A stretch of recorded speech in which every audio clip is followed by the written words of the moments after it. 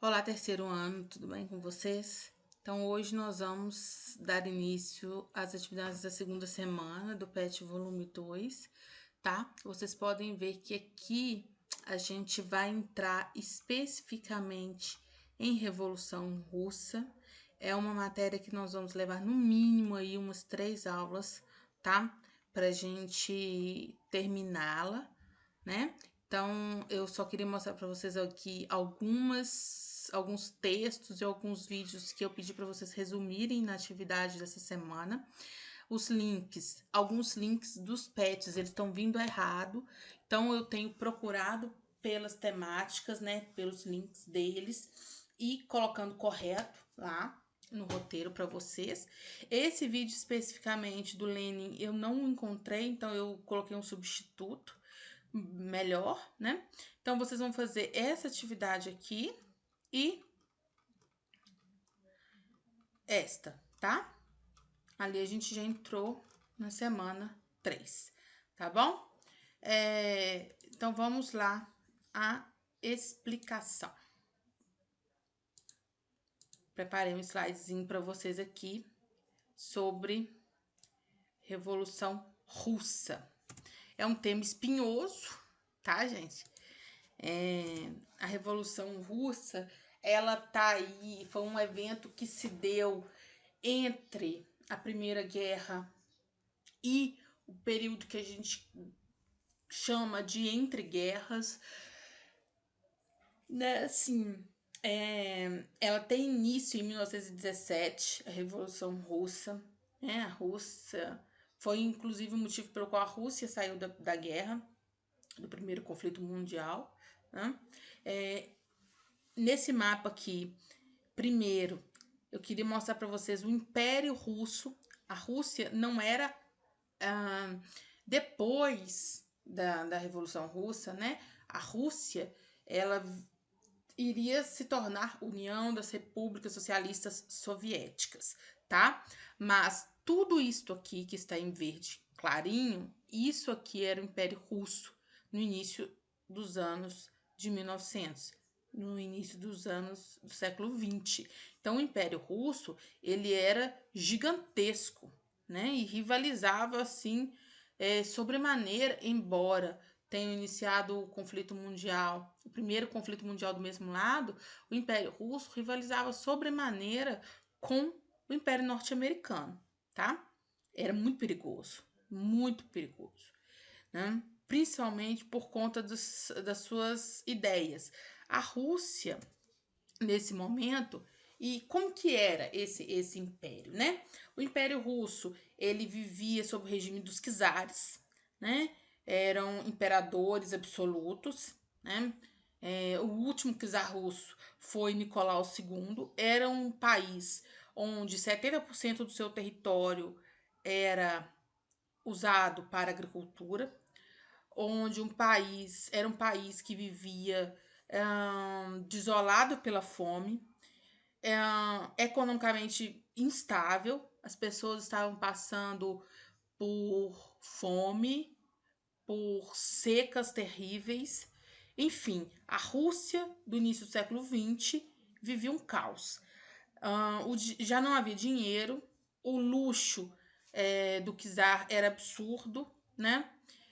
A industrialização lá começou de forma muito tardia, até por conta de uma certa resistência por grande parte do país ser agrícola, né? Ter suas terras baseadas, voltadas para a agricultura, né? 80% da população vivia do campo e no campo, né? Sendo que trabalhando para outras pessoas, né? Não em terra própria, né? Eles viviam do campo, mas trabalhando para outros. É muito parecido com o caso do Brasil, né? As terras que existem são grandes porções de terra concentradas nas mãos de poucas pessoas, né? Lá na Rússia era assim, a maioria da população vivia da terra trabalhando para outras pessoas, né? Os médios proprietários lá eram chamados de kulaks, né?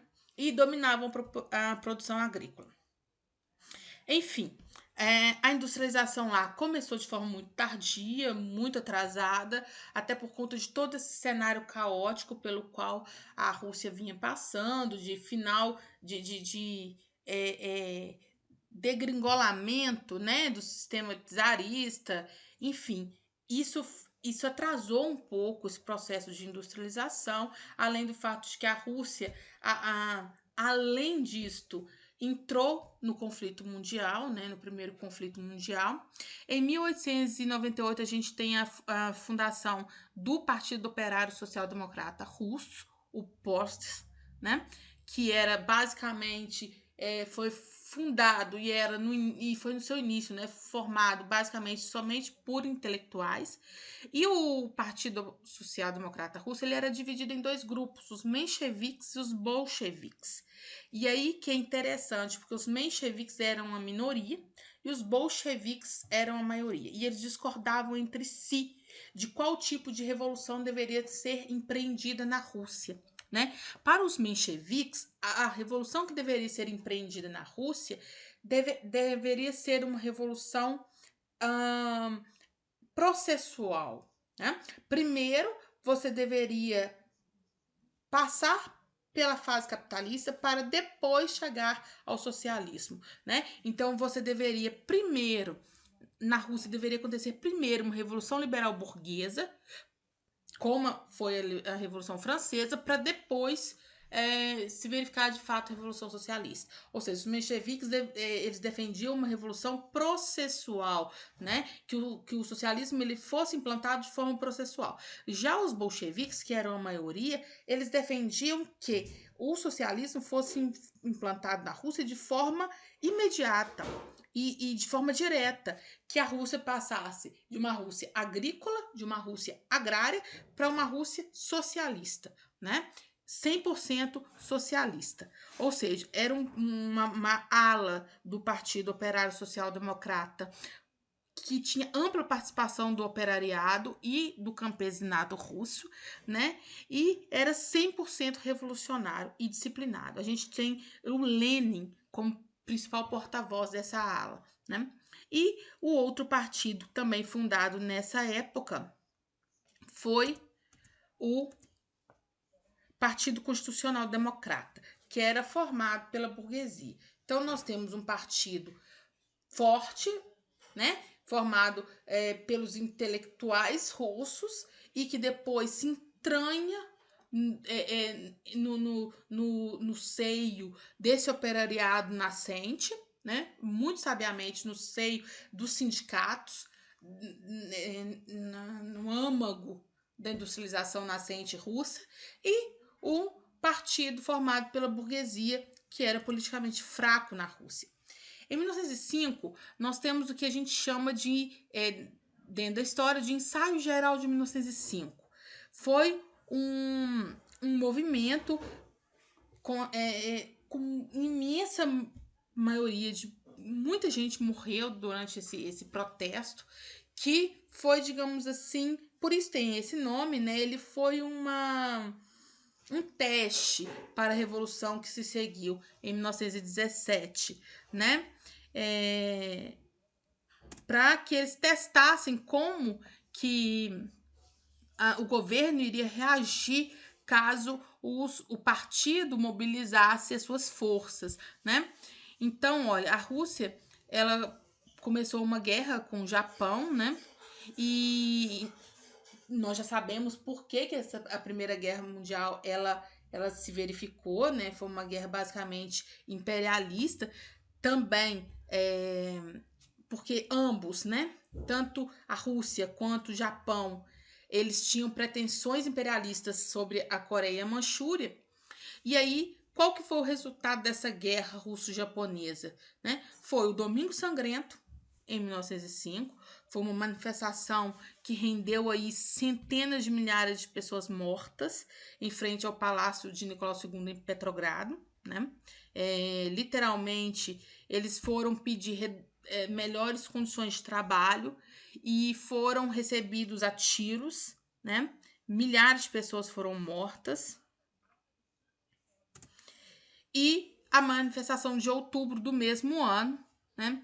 Que durante a qual o czar prometeu algumas reformas, né, como o fim do próprio absolutismo, né, do seu próprio poder absoluto e a realização de eleições para a formação da Duma. O que é a Duma? É uma Assembleia Constituinte. Tá? Além disso, a gente tem o chamado Encoraçado Potemkin, que é também um levante, né, no mar, né, que aconteceu aí no navio Potemkin, devido aos maus tratos sofridos pelos marinheiros. Então, olha só, 1905 foi um ano conturbado. Então, nós temos o ensaio geral de 1905, o Domingo Sangrento, a manifestação de outubro com a posterior formação da Duma, né? E a rebelião do Encoraçado Potemkin.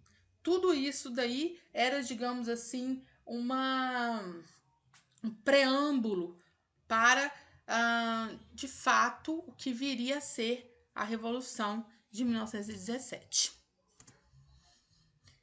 Enfim, tá? É devagar que a gente vai, porque a Revolução Russa é um tema extremamente espinhoso, como eu disse. Próxima aula a gente vai buscar um pouquinho compreender qual foi a participação da Rússia na guerra, tá? E a gente vai seguir por aí, tá bom? Então, até mais. Tchauzinho.